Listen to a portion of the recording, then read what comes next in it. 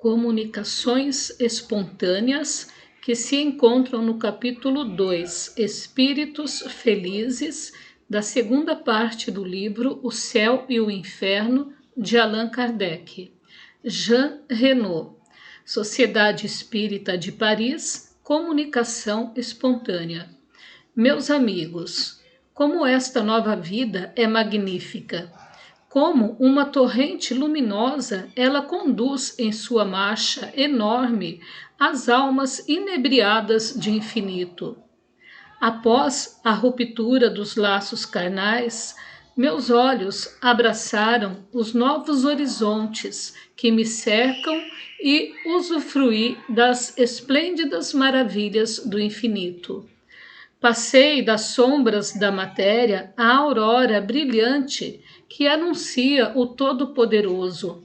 Fui salvo não pelo mérito de minhas obras, mas pelo conhecimento do princípio eterno que me fez evitar as manchas impressas pela ignorância na pobre humanidade. Minha morte foi abençoada. Meus biógrafos a julgaram prematura, os cegos. Eles lamentarão alguns escritos nascidos da vaidade e não compreenderão como o silêncio diante de meu túmulo recém-fechado é útil para a santa causa do Espiritismo. Minha obra estava acabada. Meus antepassados apressaram o caminho. Eu tinha atingido este ponto culminante em que o homem já deu o que tinha de melhor e só o que tem a fazer é recomeçar.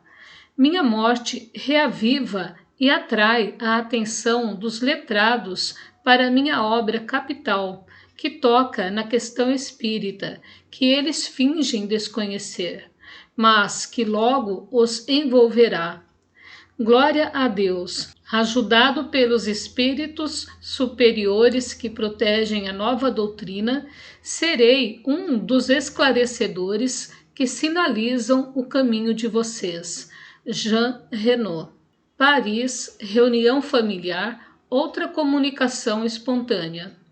O espírito responde a uma reflexão sobre sua morte inesperada, quando ainda era jovem, o que surpreendeu muita gente. Quem disse que minha morte não é um benefício para o futuro e para as consequências do espiritismo? Você notou, meu amigo, a marcha do progresso, o caminho que toma a fé espírita? Em primeiro lugar, Deus deu provas materiais, dança das mesas, batidas e todos os tipos de fenômenos. Era para chamar a atenção, era um prefácio divertido. Os homens precisam de provas palpáveis para acreditar. Agora é outra coisa.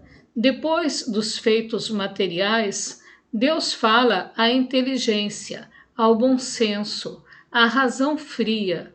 Não são mais proezas admiráveis, e sim coisas racionais que devem convencer e unir mesmo os incrédulos, os mais obstinados.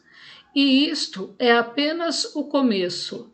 Notem o que eu digo. Vai acontecer toda uma série de fatos inteligentes, irrefutáveis, e o número de adeptos da fé espírita, já bem grande, vai ainda aumentar. Deus vai se impor às inteligências de elite, às sumidades do espírito, do talento e do saber.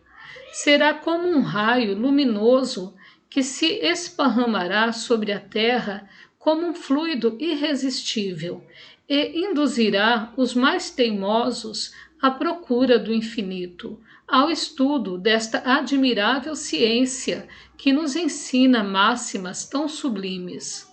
Todos se agruparão ao seu redor e, deixando de lado o diploma de gênio que lhes tinha sido dado, se transformarão em humildes e pequenos para aprender e se convencer.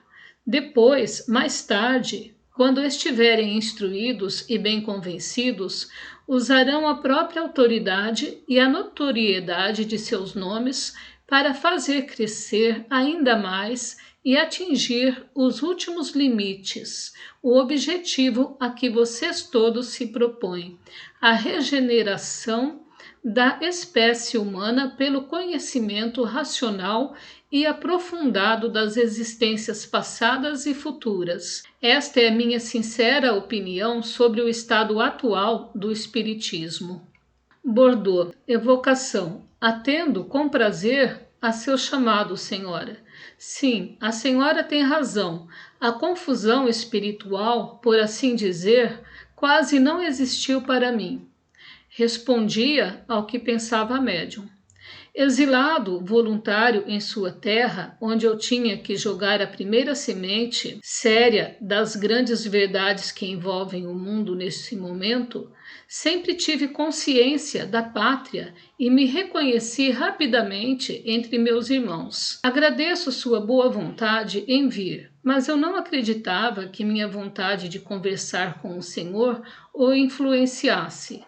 Deve existir uma diferença tão grande entre nós que eu só penso nisso com respeito. Obrigado por seu bom pensamento, minha filha, mas a senhora deve saber também que, por maior que seja a distância que as provas acabadas, mais ou menos rapidamente, com mais ou menos felicidade, possam estabelecer entre nós, há sempre um laço poderoso que nos une, a simpatia.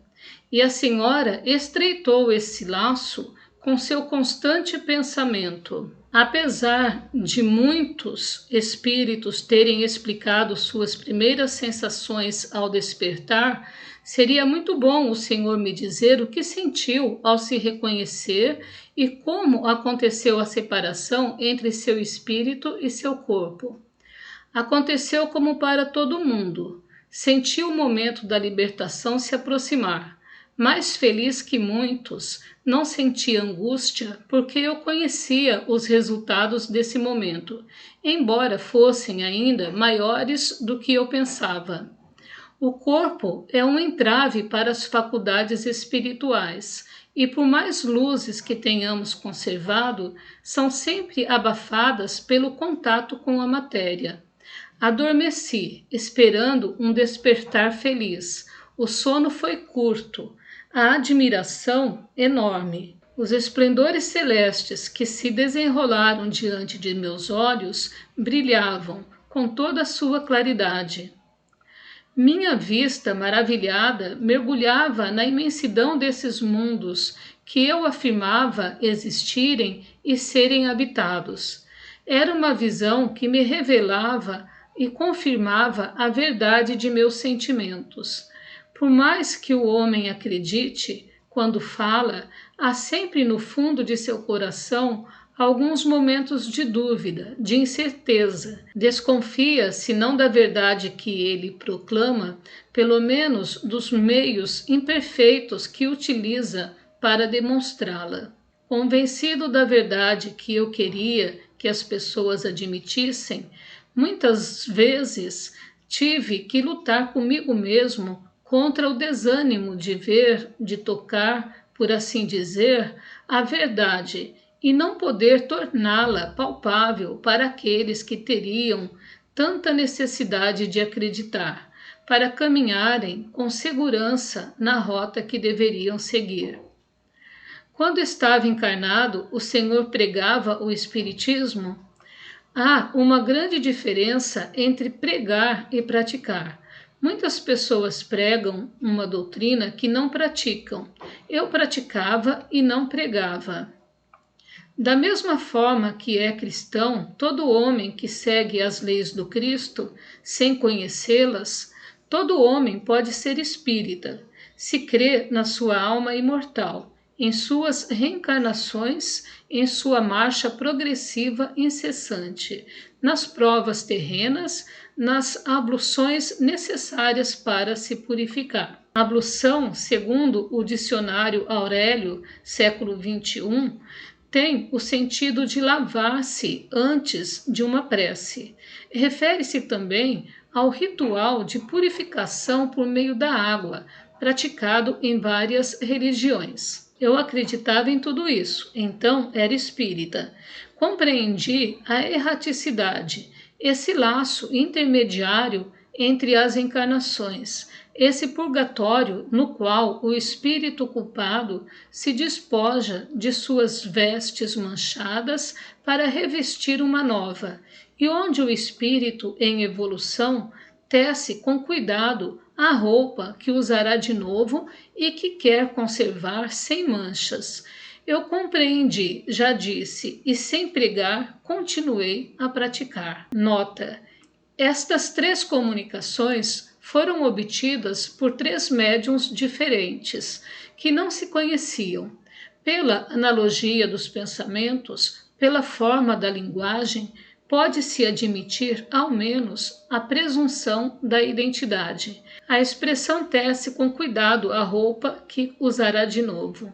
É uma elegante figura que mostra a consideração com que o espírito em evolução prepara a nova existência que deverá fazê-lo progredir ainda mais. Os espíritos atrasados tomam menos cuidado e, algumas vezes, fazem escolhas infelizes que os forçam a recomeçar.